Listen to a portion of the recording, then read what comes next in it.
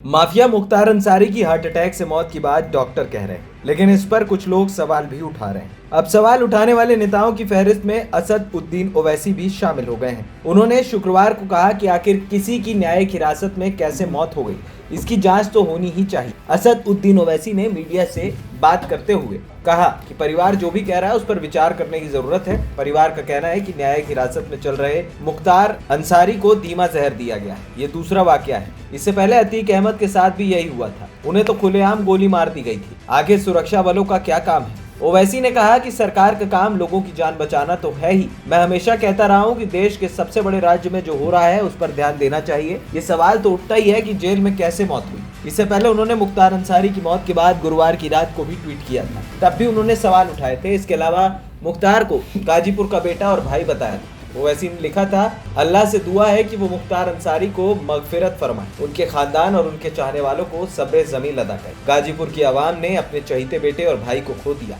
इसके आगे ओवैसी ने लिखा था, मुख्तार साहब ने प्रशासन पर गंभीर आरोप लगाया था कि उन्हें जहर दिया गया था। बावजूद इसके सरकार ने उनके इलाज पर तवज्जो नहीं दी। निंदनीय और अफसोसजनक। बता दें कि ओवैसी की मौत के बाद समाजवादी पार्टी भी सवाल उठा चुकी है। राम गोपाल यादव ने कहा कि अंसारी की हालत खराब, इसके बाद भी बेटा जब मिलने गया तो परमिशन नहीं मिली। गंभीर रूप से बीमार पिता से न मिलने देने पर सवाल तो उठते हैं। उनके अलावा शिवपाल यादव ने भी मौत को लेकर कहा कि परिवार आजादी की लड़ाई से जुड़ा है, हमारे तो रिश्ते भी अच्छे रहे। ये सरकार की जिम्मेदारी है कि जेल में बंद कैदी की जीवन रक्षा हो। यही नहीं, अखिलेश यादव भी ट्वीट कर सवाल उठा चुके हैं। उनके अलावा स्वामी प्रसाद मौर्य भी कह रहे हैं कि ये मौत स्वाभाविक नहीं लग रही। कांग्रेस, बसपा, आरजेडी समेत कई पार्टियों ने मुख्तार अंसारी की मौत पर सवाल उठाए। हालांकि एक वर्ग ऐसा भी है जो मुख्तार अंसारी की मौत पर खुश है। कृष्णानंद राय के परिवार ने मौत पर खुशी जताई और कहा कि रमजान के पवित्र महीने में न्याय हुआ है। यही नहीं, परिवार के कई लोगों ने आज काशी विश्वनाथ मंदिर जाकर दर्शन भी किए। एएनपी टाइम्स की रिपोर्ट।